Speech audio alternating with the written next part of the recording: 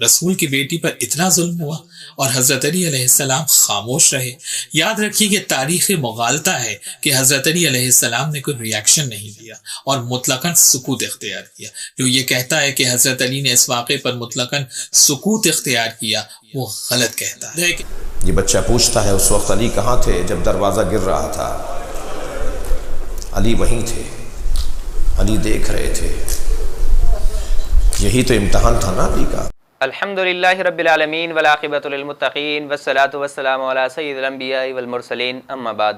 معزز سامعین و ناظرین، شیعہ مذہب کی دیکھا جائے تو بنیاد اس بات پر ہے کہ صحابہ کرام نے اہل بیت پر ظلم کیا، صحابہ کرام نے اہل بیت کے ساتھ ناانصافیاں کی، لیکن جھوٹ کو کتنے پردوں میں ہی کیوں نہ چھپایا جائے، جھوٹ کو کتنا ہی مزین کیوں نہ کیا جائے، لیکن جھوٹ کھل ہی جاتا ہے، حقیقت کا اظہار ہو ہی جاتا ہے۔ یہی وجہ ہے کہ آج تک شیعوں کے جھوٹ کو بے نقاب کیا جا رہا ہے۔ عوام الناس سمجھ چکی ہے، علماء جان چکے ہیں کہ یہ ایسا گندہ ترین مذہب ہے کہ جس کا سچائی سے ذرے برابر بھی تعلق نہیں ہے۔ آپ یہ ویڈیو کلپ سماعت فرمائیں۔ اے علی، ہاتھ پکڑ کر کہا علی مجھ سے وعدہ کرو، میری وجہ سے تمہیں تکلیفیں اٹھانا پڑیں گی مگر تم تلوار نہیں اٹھاؤ گے۔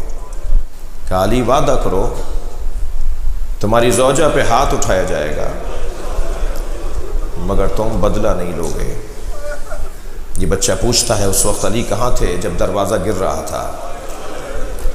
علی وہیں تھے، علی دیکھ رہے تھے۔ یہی تو امتحان تھا نا علی کا۔ دیکھیں اس ویڈیو کلپ کے اندر موصوف ذاکر نے کہا جب رسول اللہ صلی اللہ علیہ وسلم کے صحابہ معاذ اللہ رسول اللہ صلی اللہ علیہ وسلم کی پیاری بیٹی لاڈلی بیٹی حضرت فاطمہ پر ظلم و ستم کر رہے تھے تو بچے سوال کرتے ہیں کہ حضرت علی کہاں تھے؟ جواباً یہ ارشاد فرماتے ہیں کہ حضرت علی وہیں تھے، لیکن خاموش کیوں تھے؟ نبی نے روکا تھا کہ علی میری بیٹی کو تھپڑ مارا جائے گا لیکن تو نے تلوار نہیں اٹھانی۔ اب یہ جھوٹی کہانی بنا کے آگے سنا رہا ہے، انہیں رلا رہا ہے۔ اب آئیے دیکھتے ہیں کہ اس بات کو دوسرے ذاکرین نے کیا رنگ دیا ہے۔ یہ کلپ سماعت فرمائیں۔ رسول کی بیٹی پر اتنا ظلم ہوا اور حضرت علی علیہ السلام خاموش رہے۔ یاد رکھیے کہ تاریخ مغالطہ ہے کہ حضرت علی علیہ السلام نے کوئی ریاکشن نہیں دیا اور مطلقاً سکوت اختیار کیا۔ جو یہ کہتا ہے کہ حضرت علی نے اس واقعے پر مطلقاً سکوت اختیار کیا وہ غلط کہتا ہے کہ جب حضرت فاطمہ زہرا سلام اللہ علیہا کے گھر کے دروازے کو جلایا گیا، شہزادی زخمی ہو گئی، جناب محسن شہید ہوئے اور حضرت علی علیہ السلام نے مطلقاً سکوت نہیں کیا بلکہ فوراً رد عمل اور ریاکشن ظاہر کیا اور اسی شجاعت کے ساتھ رد عمل کو ظاہر کیا جو شجاعت بدر و احد و خیبر و خندق میں تھی۔ آپ نے کلپ سنا، اس کلپ کے اندر موصوف ذاکر نے واضح کہا کہ جو یہ کہتے ہیں کہ حضرت فاطمہ پہ ظلم ہوتا رہا، علی دیکھتے رہے، علی خاموش تھے، وہ جھوٹ بولتے ہیں، وہ غلط کہتے ہیں، کیونکہ حضرت علی خاموش نہیں تھے۔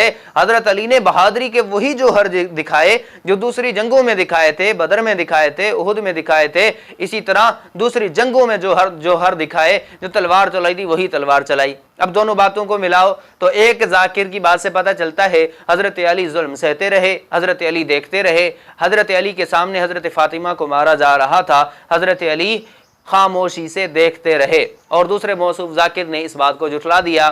تو دیکھیں یہ اتنی جھوٹی بات ہے کہ اب آپس میں بھی یہ متفق نہیں ہو پا رہے، ہوں بھی تو کیسے؟ کیونکہ ان بات کا سچائی سے تعلق ہی نہیں ہے۔ جھوٹ کو کتنا ہی رنگ کیوں نہ دیا جائے، جھوٹ جھوٹ ہوتا ہے، واضح ہو ہی جاتا ہے۔ تو معزز سامعین، آپ اس بات سے اندازہ لگائیں کہ اس مذہب کے اندر جھوٹ کتنی بڑی عبادت ہوگی، جیسا کہ ہے بھی تقیہ کے نام سے جھوٹ کو واجب قرار دے دیا، یہاں تک کہہ دیا کہ تقیہ اتنی اہم عبادت ہے کہ اسے قطعاً چھوڑنا جائز نہیں ہے، یہاں تک کہ 12واں امام جو چھپا ہوا ہے غار میں وہ نکل کے آئے، اور جس نے اس سے پہلے چھوڑ دیا وہ اللہ کے ائمہ کے دین سے نکل جائے گا، اللہ کا رسول اللہ کا مخالف ہوگا۔ اب آپ اندازہ لگائیں اس بات سے کہ جھوٹ ان کے ہاں کتنی بڑی عبادت ہے۔ ایک بات کے اندر ہزاروں جھوٹ بولتے ہیں، کہانیاں بنا بنا کے لوگوں کو رلاتے ہیں، کام یہی ہے، حقیقت سے ان کا کوئی تعلق نہیں ہے۔